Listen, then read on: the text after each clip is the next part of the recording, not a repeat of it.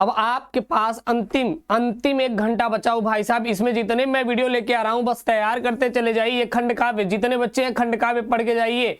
मैं सारा का सारा यहाँ पे खंड काव्य लेके आया हूँ। इस खंड काव्य को पूरा आप लोग तैयार करके जाइए, चाहे वो मुक्त यज्ञ वाला हो या फिर रश्मि रथी वाला हो, सारे सारे इसमें मैं खंड काव्य यहाँ पर लेके आया हूँ। परेशान मत होइए। सारा सारा सत्यजीत है और रश्मि रथी है और त्यागपति है। मैं बता दे रहा हूं कि कौन सा खंड काव्य कहां पर पूछा जाएगा। गलती मत करिएगा, गलती मत करिएगा।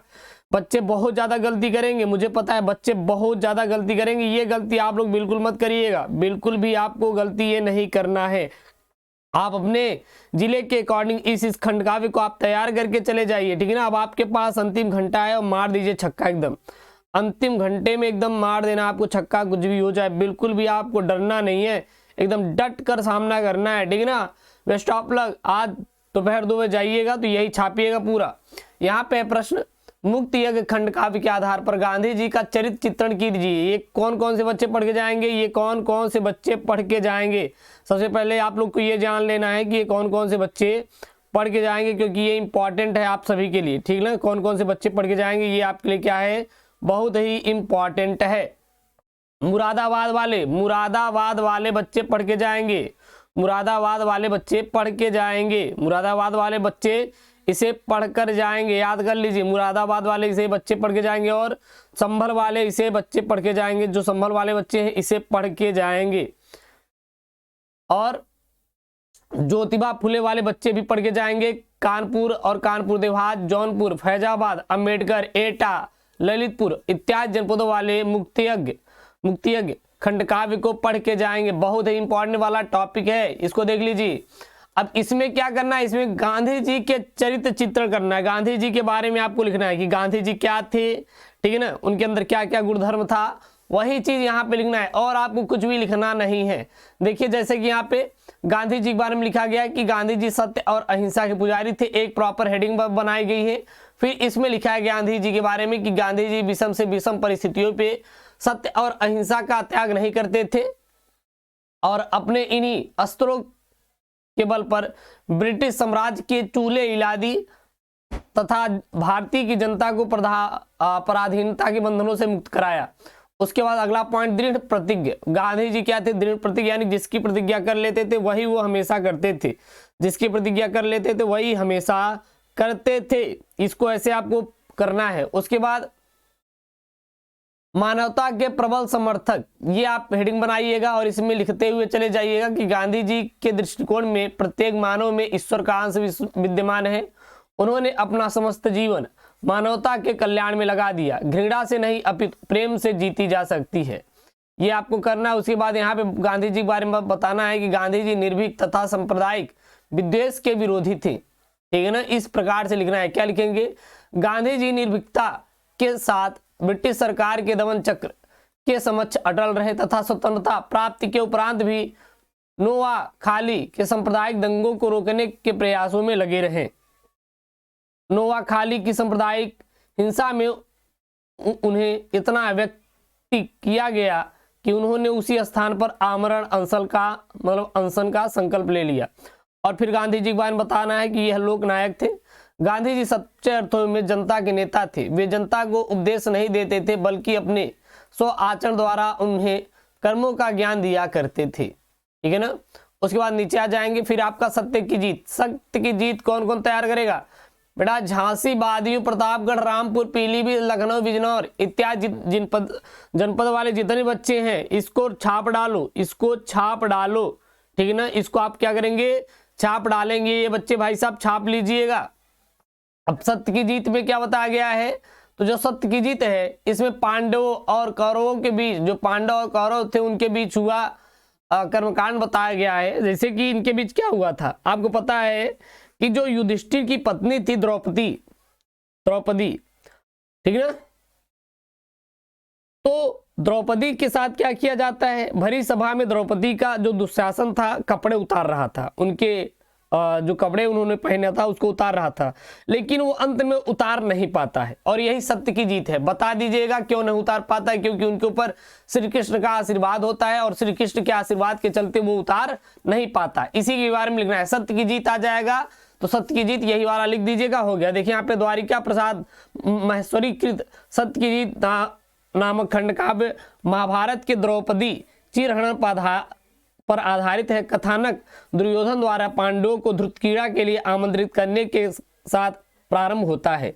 पांडव इस निमंत्रण को स्वीकार कर कौरवों के बिछाए जाल में फंस जाते हैं और कौरवों का पक्षजल 7 पांडवों को हराता चला जाता है। सर्वस्व हारने के बाद युधिष्ठिर पत्नी द्रौपदी को भी हार जाते हैं और इसके बाद दुर्योधन द्रौपदी को भरी सभा में अपमान के उद्देश्य से दुशासन को आदेश देता है कि जाइए द्रौपदी का क्या उतारे, कपड़ा उतारिए, ठीक है ना, उसके वस्त्र का हरण करिए। लेकिन बाद में वो नहीं कर पाता है क्योंकि उनके ऊपर क्या रहती है, श्री कृष्ण का आशीर्वाद रहता है, बस यही रहता है और कुछ भी नहीं रहता, ठीक है ना। आपको आपके अकॉर्डिंग में बता रहा हूँ, ठीक है ना, वस्त्र हरण होता है।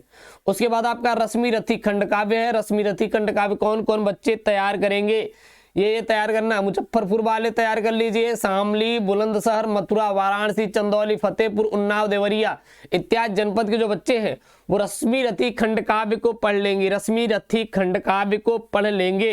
रश्मि रथी खंड काव्य के आधार पर कृष्ण का मतलब कि चरित्रांकन करना है। यानी कि इसमें देखिए रश्मि रथी क्या है, रश्मि रथी में श्री कृष्ण के बारे में बताया गया है कि श्री कृष्ण कैसे कैसे थे।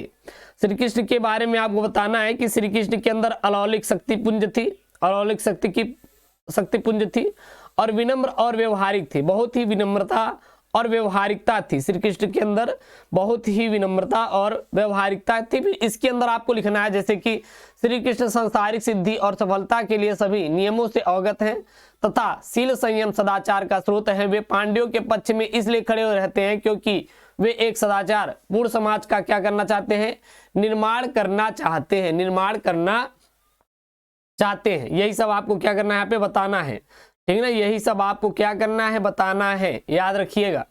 उसके बाद स्पष्टवादी, यानी कि जो ये श्री कृष्ण है स्पष्ट सीधा बोलते हैं, ऐसा नहीं कि ये बात कुछ यहाँ पे बोल रहे हैं कुछ बात वहां पे बोल रहे हैं, ऐसा कुछ भी नहीं है। जो बोलते हैं एकदम स्पष्ट तौर पर बोलते हैं। क्लियर है, ये भाई साहब एकदम तैयार कर जाइए। अंतिम घंटा है, अंतिम 1 घंटा बचा, एकदम मार दीजिए छक्का, मार दीजिए छक्का। उसके बाद कुशल कूटनीतिज्ञ आप डालेंगे कि श्री कृष्ण चातुर्य विलक्षण है, युद्ध को पांडव पक्ष में करने का हर संभव प्रयास करते हैं। वे कर्ण को कहते होने के भेद बताकर पांडवों की ओर करने का प्रयत्न करते हैं, किंतु कर्ण मित्र के साथ विश्वासघात मानकर अस्वीकार कर देता है। फिर युद्ध कुशल और गुणग्राही। उसके बाद नीचे आ जाइए, फिर आपको त्यागपति के बारे में लिखना है। त्यागपति खंड काव्य को तैयार कर लीजिए बच्चे। कौन कौन तैयार करेंगे, आपके पास क्वेश्चन बैंक है तो आप भाई सब अपने अपने जिला वाला देख लीजिएगा। आगरा, गोरखपुर, गाजीपुर, बरेली, सुल्तानपुर, जालवन, लखीमपुर खीरी, गोंडा, शाहजहांपुर और फिरोजाबाद और महाराजगंज, बाराबंकी जनपदों के जो बच्चे हैं वो त्यागपति के आधार पर राजश्री का जो चरित्रांकन है उसको तैयार कर लीजिएगा। इस वाले को क्या कर लेंगे, तैयार कर लेंगे। क्लियर है। इसमें राजश्री के बारे में बताया गया है कि जो राजश्री है खंड काव्य का प्रधान नारी पात्र नायिका है, जो कि सम्राट हर्षवर्धन की छोटी बहन है, जिसका उदांत चरित्र पाठकों के हृदय पर क्या मस्तिष्क पर छा जाता है। ये बताना है कि यह माता पिता की लाडली है, यह एक आदर्श नारी है। अंदर बता दीजिएगा क्यों आदर्श नारी है। देशभक्त और जन सेविका है, क्यों देशभक्त और जन सेविका है ये भी बता दीजिएगा। त्यागमय नारी है और सुशिक्षा नारी है, की पॉइंट है और इसी पॉइंट के अंदर आपको लिखना है। उसके बाद आलोक वृत्त है। आलोक वृत्त, इसमें भी महात्मा गांधी के बारे में बताना है कि महात्मा गांधी जी मानवतावादी थे, ये सत्य और अहिंसा के मार्ग में चलते थे, ठीक है ना। तो ये सहारनपुर, अलीगढ़, इलाहाबाद, फर्रुखाबाद, मैनपुरी, सीतापुर, मिर्जापुर, सोनभद्र इत्यादि के जिलों जो बच्चे हैं तैयार कर लीजिएगा, तैयार कर लीजिएगा, एकदम छापने वाले हैं। वही गांधी जी के बारे में बताना है कि ये स्वतंत्रता के प्रबल आकांक्षी थे, सत्य और अहिंसा के पुजारी थे। हाँ, सामान्य से महामानव बनता साधारण व्यक्ति था।